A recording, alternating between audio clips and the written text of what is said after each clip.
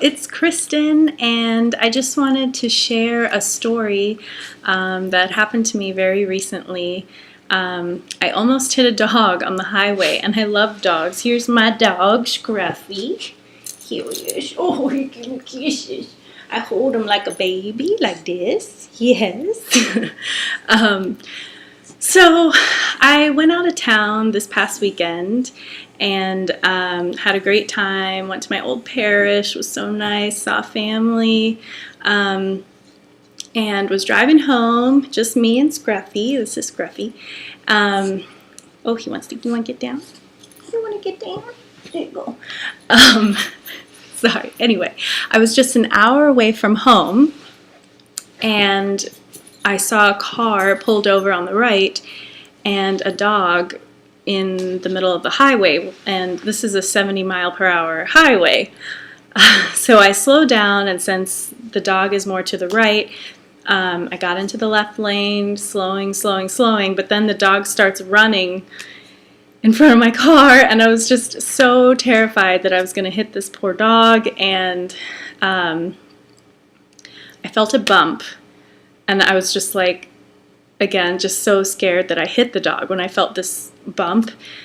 Pulled over to the left into a grassy median, turned off the car, got out, checked on Scruffy, looked back, and saw the dog was fine.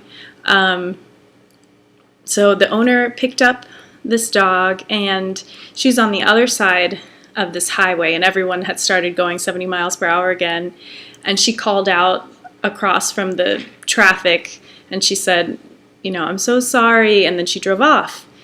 And I looked around, and no one else was stopped, and, you know, I was so grateful that I didn't hit the dog, so I just got in the car, went home, checked my car, and there's a big dent on the side, so that bump that I felt was another car who merged into me, who must have been speeding, because when I veered left, there weren't really many cars around me, so they must have been speeding to get ahead of me when I was slowing, and then saw the dog and then hit me and ran, hit and drove off, so hit and run.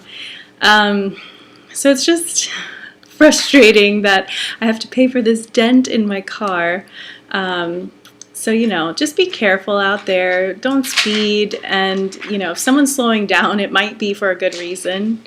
But at the end of the day, I'm just so grateful that I did not hit that dog, and I'm grateful that my dog was safe.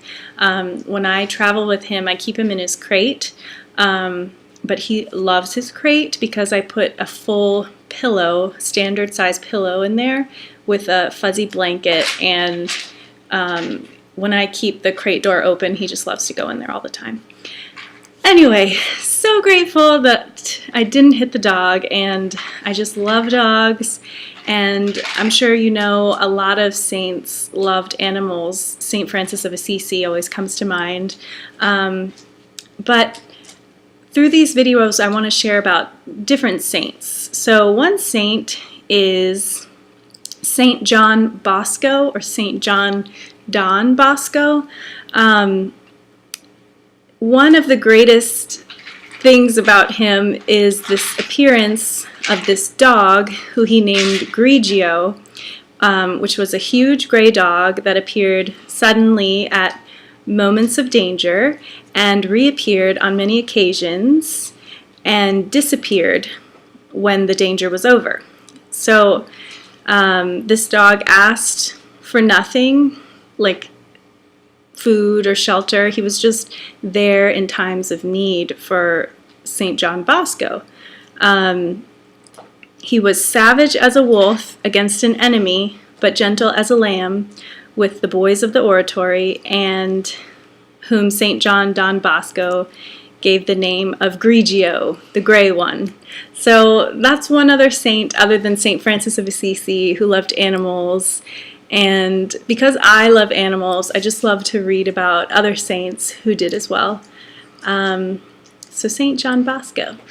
And anyway, so happy I didn't hit the dog. Be safe out there, and give your dogs lots of love, and I hope you have a wonderful week. Okay, bye-bye.